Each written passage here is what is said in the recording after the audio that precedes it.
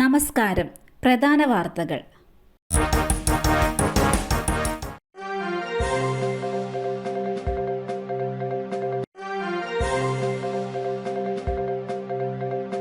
സർക്കാർ അനുകൂല നിലപാടിൽ ഉറച്ച് NSS ജനറൽ സെക്രട്ടറി.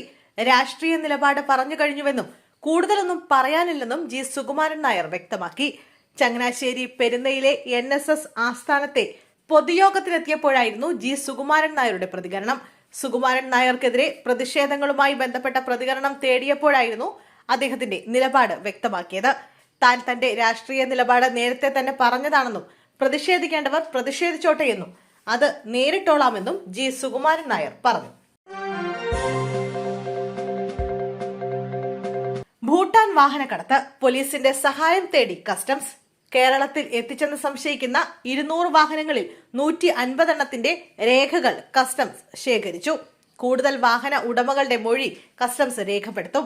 ഭൂട്ടാനിൽ നിന്നും നിയമവിരുദ്ധമായി കടത്തിയ വാഹനങ്ങളിൽ 200 എണ്ണമെങ്കിലും കേരളത്തിലെത്തിയെന്നാണ് കസ്റ്റംസിന്റെ സംശയം.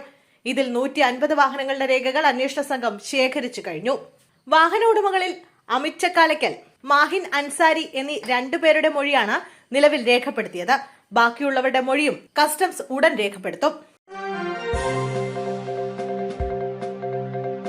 കായംകുളത്ത് 4.5 വയസ്സുകാരനെ ചട്ടുകം പഴിപ്പിച്ച് പൊള്ളിച്ച സംഭവത്തിൽ അമ്മ അറസ്റ്റിൽ. കണ്ടല്ലൂർ പുതിയവിള സ്വദേശിനിയാണ് അറസ്റ്റിലായത്. കായംകുളം കനകക്കുന്ന് പോലീസാണ് യുവതിയെ അറസ്റ്റ് ചെയ്തത്. കഴിഞ്ഞ ദിവസമായിരുന്നു കേസിനാസ്പദമായ സംഭവം. 4.5 വയസ്സുകാരൻ ട്രൗസറിൽ മലമൂത്ര വിസർജനം നടത്തിയതിനായിരുന്നു അമ്മയുടെ ക്രൂരത. കുട്ടിയുടെ പിൻഭാഗത്തും കാലിനും ഗുരുതരമായി പൊള്ളലേറ്റിരുന്നു. പൊള്ളലേറ്റ കുട്ടിയെ അമ്മ തന്നെയാണ് ആശുപത്രിയിൽ എത്തിച്ചത്. സംശയം തോന്നിയതോടെയാണ് ഡോക്ടർ പോലീസിലും CWCയിലും വിവരം അറിയിച്ചത്. സുരക്ഷാ ജീവനക്കാരെ മർദ്ദിച്ചു. കരുതൽ തടങ്കലിൽ പാർപ്പിച്ചിരുന്ന നൈജീരിയൻ യുവതികൾ രക്ഷപ്പെട്ടു. വിസ കാലാവധി കഴിഞ്ഞിട്ടും രാജ്യത്ത് താമസിച്ചതിന് പോലീസ് പിടികൂടി. കുന്നംപുറം സഖി കരുതൽ കേന്ദ്രത്തിൽ പാർപ്പിച്ചിരുന്ന 2 നൈജീരിയൻ യുവതികൾ സുരക്ഷാ ജീവനക്കാരെ ആക്രമിച്ച് രക്ഷപ്പെട്ടു. കാൻഡ്ര ഡാമിഷ്, യൂനിസ് വാംബായി വാവേരു എന്നിവരാണ് ഇന്നലെ രാത്രി വനിതാ ശിശുക്ഷേമ വകുപ്പിന്റെ നിയന്ത്രണത്തിലുള്ള കേന്ദ്രത്തിൽ നിന്ന് രക്ഷപ്പെട്ടത്. മാർച്ച് 20-ന് വിസ കാലാവധി കഴിഞ്ഞ യുവതികൾ വ്യാജരേഖ ചമച്ച് അനധികൃതമായി ഇന്ത്യയിൽ താമസിച്ചെന്നാണ് കേസ്. വനിതാ സുരക്ഷാ ജീവനക്കാരെ മർദ്ദിച്ച ശേഷം ഓടി രക്ഷപ്പെട്ട ഇവർ വാഹനത്തിൽ കയറി പോവുകയായിരുന്നു എന്നാണ് അധികൃതർ പറഞ്ഞത്. ഷാജൻ സ്കറിയയ്ക്ക് വക്കീൽ നോട്ടീസ് അയച്ച PP ദിവ്യ. സമൂഹ മാധ്യമങ്ങളിലെ വ്യാജ പ്രചരണത്തിനാണ് നിയമ നടപടി. Advocate K. വിശ്വൻ മുഖേനയാണ് നോട്ടീസ് അയച്ചത്.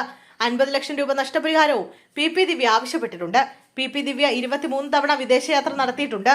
മന്ത്രിമാർ നടത്തിയതിനേക്കാൾ കൂടുതൽ തവണ വിദേശയാത്ര നടത്തിയെന്നും ഇത് ബിനാമി ഇടപാട് നടത്തുന്നതിനായാണെന്നാണ് പ്രചരണം. എന്നാൽ ഇത് തെറ്റായ വാർത്തയാണെന്നും താൻ 2 തവണ മാത്രമേ വിദേശയാത്ര നടത്തിയിട്ടുള്ളൂവെന്നും PP ദിവ്യ പറയുന്നു. അടിസ്ഥാനരഹിതമായ പ്രചരണം സോഷ്യൽ മീഡിയയിൽ നടത്തിയെന്നും അത് പിൻവലിക്കണമെന്നുമാണ് PP ദിവ്യയുടെ ആവശ്യം. കോഴിക്കോട് കോരപ്പുഴയിൽ ബസ്സും ടിപ്പറും ഇടിച്ച അപകടം. 6 പേരുടെ നില ഗുരുതരം. 10-ലധികം പേർക്ക് പരിക്കേറ്റിട്ടുണ്ട്. കോഴിക്കോട് നിന്ന് കണ്ണൂരിലേക്ക് പോവുകയായിരുന്ന ബസ്സും ടിപ്പർ ലോറിയും കൂട്ടിയിടിക്കുകയായിരുന്നു. പ്രദേശത്ത് മഴയുണ്ടായിരുന്നു. പരിക്കേറ്റവരെ കോഴിക്കോട് മെഡിക്കൽ കോളേജ് ആശുപത്രിയിലും സമീപത്തെ സ്വകാര്യ ആശുപത്രിയിലും പ്രവേശിപ്പിച്ചു. ബസ്സിൽ കുടുങ്ങിയ ഡ്രൈവറെ പോലീസും അഗ്നിരക്ഷാസേനയും എത്തി രക്ഷിച്ചു. അപകടത്തെ തുടർന്ന് ദേശീയപാതയിൽ ഗതാഗത കുരുക്ക് അനുഭവപ്പെട്ടു. ബസ് അമിത വേഗതയിലായിരുന്നെന്ന് നാട്ടുകാർ പറഞ്ഞു. ഓപ്പറേഷൻ നുംകോർ. ദുൽഖറിന്റെ ഒരു കാർ കൂടി പിടിച്ചെടുത്തു. ഓപ്പറേഷൻ നുംകോറിന്റെ ഭാഗമായി നടൻ ദുൽഖർ സൽമാന്റെ ഒരു കാർ കൂടി പിടിച്ചെടുത്തു. കസ്റ്റംസ് ആണ് കാർ പിടിച്ചെടുത്തത്. ദുൽഖറിന്റെ ഉടമസ്ഥതയിലുള്ള നിസാൻ പെട്രോൾ Y16 എന്ന കാറാണ് കണ്ടെത്തിയത്. ചുവന്ന നിറത്തിലുള്ള കാർ കൊച്ചിയിലെ ബന്ധുവിന്റെ വീട്ടിൽ നിന്നാണ് കണ്ടെത്തിയത്. കാർ നിയമവിരുദ്ധമായി വിദേശത്ത് നിന്നും എത്തിച്ചതാണെന്നാണ് റിപ്പോർട്ട്. പിണറായിയുടെ 10 വർഷത്തെ ഭരണം അപകടം. പ്രമേയം പാസാക്കി BJP സംസ്ഥാന സമിതി യോഗം. LDF ഭരണത്തിനെതിരെ പ്രമേയം പാസാക്കി BJP സംസ്ഥാന സമിതി യോഗം. 7 പതിറ്റാണ്ടായി കേരളത്തെ തകർത്ത മുന്നണികളെ പരാജയപ്പെടുത്തി നാടിന്റെ വികസനം BJP സാധ്യമാക്കുമെന്ന് പ്രമേയത്തിൽ പറയുന്നു. പിണറായിയുടെ 10 വർഷത്തെ ഭരണം അപകടം, അരാജകത്വം, ജനാധിപത്യ വിരുദ്ധമെന്ന് പ്രമേയത്തിൽ പറയുന്നുണ്ട്. പിണറായി സർക്കാരുമായി കോൺഗ്രസ് സന്ധി ചെയ്തുവെന്ന് പ്രമേയത്തിൽ വിമർശനമുണ്ട്. മോദിയുടെ വികസന കാഴ്ചപ്പാടിനൊപ്പം മുന്നേറണമെന്ന് പ്രമേയത്തിൽ ആവശ്യപ്പെടുന്നു. ദാദാ സാഹിബ് ഫാൽക്കെ പുരസ്കാരം നേടിയ മോഹൻലാലിനെ അഭിനന്ദിച്ചും പ്രമേയത്തിൽ പരാമർശമുണ്ട്. കേരളത്തിൽ അധികാരം പിടിക്കണം. മാറി മാറി ഭരിച്ച CPM-ഉം കോൺഗ്രസും പ്രചരിപ്പിക്കുന്ന നുണ പൊളിക്കണം. ആ രാഷ്ട്രീയത്തിന്റെ കാലം കഴിഞ്ഞുവെന്നും രാജീവ് ചന്ദ്രശേഖർ പറഞ്ഞിരുന്നു. ഇതിന് പിന്നാലെയാണ് സംസ്ഥാന സമിതി യോഗത്തിൽ പ്രമേയം പാസാക്കിയിരിക്കുന്നത്. PSC പരീക്ഷയിൽ ഹൈടെക് കോപ്പിയടി, ഉദ്യോഗാർത്ഥി പിടിയിൽ. PSC പരീക്ഷയ്ക്കിടെ ബ്ലൂടൂത്തും ക്യാമറയും ഉപയോഗിച്ച് കോപ്പിയടിക്കാൻ ശ്രമിച്ച ഉദ്യോഗാർത്ഥി പിടിയിൽ.